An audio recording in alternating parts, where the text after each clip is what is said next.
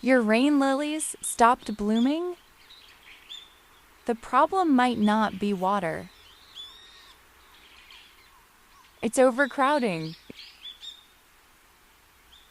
Today I'll show you how to transplant crowded rain lilies the right way so you get bigger, healthier blooms in just a few weeks.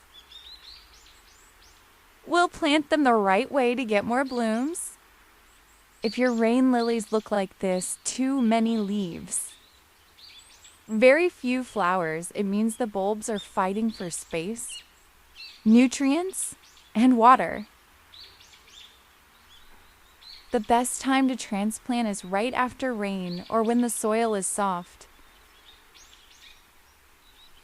Never do this in completely dry soil, it can damage the bulbs. Firstly, we'll carefully dig around the moist soil in the Rainlily bulb cluster.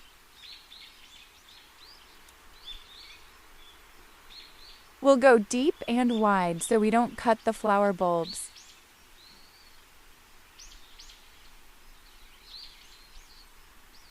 We'll then gently lift the entire bunch out.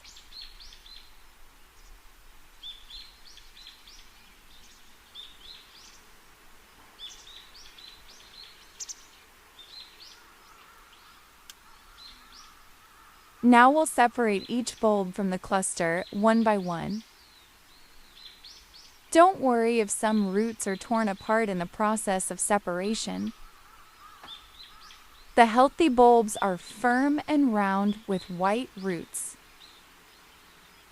We'll remove any rotten or dried ones, or the ones that have a cut or mushy ones.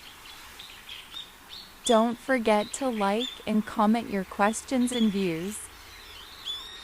Now we'll take one bulb at a time and plant in the soil. Not too deep, just enough to cover them.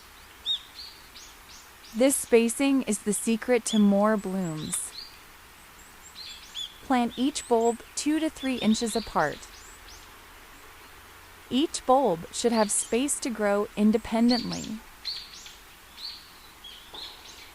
Water immediately after planting. Keep the soil slightly moist. The plants must receive at least 4 to 6 hours of sunlight. In a few weeks, you'll start seeing fresh growth and then flowers. Simple fix, massive results. Try this once, and your rain lilies will never disappoint again. Subscribe if you don't want to miss more plant hacks and growing tips. See you in the next video.